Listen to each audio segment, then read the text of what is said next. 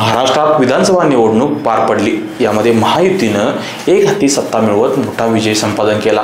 यानंतर आता चर्चा सुरू झाली ती मुख्यमंत्री पदाची। महायुतीत मुख्यमंत्री पदासाठी फडणवीस शिंदे गटात जोरदार रस्सीखेच सुरू झाली। शिवसेना आमदारांकडून एकनाथ शिंदेंच्या मुख्यमंत्री पदासाठी दबाव आणला जातोय, तर भाजप केंद्रीय नेते हे एकनाथ शिंदेंना पुन्हा सीएम पद देण्यास तयार नाहीत। या संदर्भात भाजपच्या वरिष्ठ नेत्यांनीही तसं स्पष्ट सांगितलं असल्याचं सूत्र म्हणतात। दरम्यान बुधवारी 27 नोव्हेंबर रोजी पत्रकार परिषद घेत पंतप्रधान मोदी आणि गृहमंत्री शहा जो निर्णय घेतील तो आम्हाला मान्य असेल असं म्हणत मुख्यमंत्री पदाची दावेदारी एकनाथ शिंदे यांनी सोडली। मात्र भाजप समोर ठेवलेल्या दोन पर्यायांचं काय, याबाबत आता चर्चा रंगली। ते कोणते पर्याय आहेत पाहूया विस्तारानं। नमस्कार, मी सुमित आणि डिजिटल कोल्हापूरमध्ये आपल्या सर्वांचं स्वागत। महायुतीने एकनाथ शिंदे यांच्या नेतृत्वाखाली विधानसभा निवडणूक लढली आणि ती जिंकलीही। लोकप्रिय योजनांची अंमलबजावणी, प्रचार सभांसह महायुतीचे आमदार निवडून आणण्यातील त्यांचे योगदान लक्षात घेऊन भाजप श्रेष्ठींनी शिवसेनेचे मुख्य नेते एकनाथ शिंदे यांना मानाचं स्थान देण्याचं ठरवले। मुख्यमंत्री म्हणून देवेंद्र फडणवीसांच्या नावाची देखील चर्चा सुरू झाली। त्यामुळे एकनाथ शिंदेंसमोर दोन पर्याय ठेवले होते। यामध्ये पहिलं, राज्यात उपमुख्यमंत्री पद स्वीकारून फडणवीसांच्या नेतृत्वाखाली काम करा, अथवा केंद्रात मंत्रीपद घ्या, असे ते दोन पर्याय होते।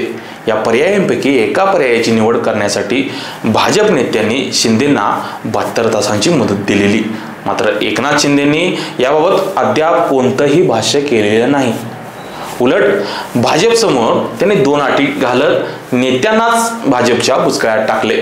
बुधवारी पत्रकार परिषद घेत पदाचा दावा त्यांनी सोडला आणि भाजपने श्रेष्ठी जो निर्णय घेतील तो मला मान्य असेल असं स्पष्ट केलं।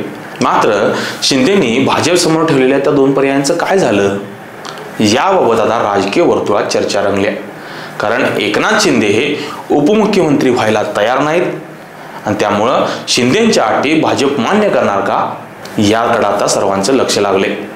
एकनाथ शिंदेंनी भाजप समोर ठेवलेल्या पर्यायांमध्ये आपले चिरंजीव खासदार श्रीकांत शिंदेंना उपमुख्यमंत्री करा आणि मला महायुतीचा निमंत्रक नेमा, अशा दोन अटी भाजप श्रेष्ठींना घातल्याचं सूत्र सांगतात। एकनाथ शिंदेंच्या या मागणीनं भाजप आणि युतीचे नेते बुचकळ्यात पडलेत। एकनाथ शिंदेंच्या ऑफरबाबत आता भाजप थिंक टँकमध्ये देखील नेते काय निर्णय घेणार, हा निर्णय पाहावा लागेल।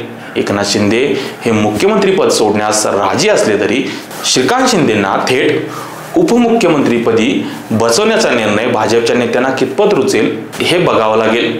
एकनाथ शिंदेंनी मुख्यमंत्री पदाचा दावा सोडला असला तरी एकनाथ शिंदेंनी भाजप समोर ठेवलेल्या दोन अटींचं काय झालं, यावर शिवसैनिकांमध्ये चर्चा आहे। आज एकनाथ शिंदे, देवेंद्र फडणवीस आणि अजित पवार हे दिल्लीला जाणार आहेत। यावेळी ते पंतप्रधान नरेंद्र मोदी आणि गृहमंत्री शहा यांना भेटणार देखील आहेत। त्यामुळे दिल्ली भेटीत शिंदे आपल्या अटीवर ठाम राहणार की उपमुख्यमंत्री पद स्वीकारून फडणवीसांच्या नेतृत्वाखाली काम करणार, हे पुढच्या काही तासातच समजणार आहे।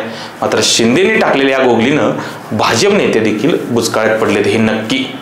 त्यामुळं मुख्यमंत्री पदाबाबत एकनाथ शिंदे आणि भाजपच्या भूमिकेबद्दल तुम्हाला काय वाटतंय, आम्हाला कमेंट करत नक्की सांगा। अशाच नवनवीन अपडेट्ससाठी डिजिटल कोल्हापूर चॅनेलला सबस्क्राईब करायला विसरू नका। आमच्या फेसबुक, इन्स्टालाही नक्की फॉलो करा।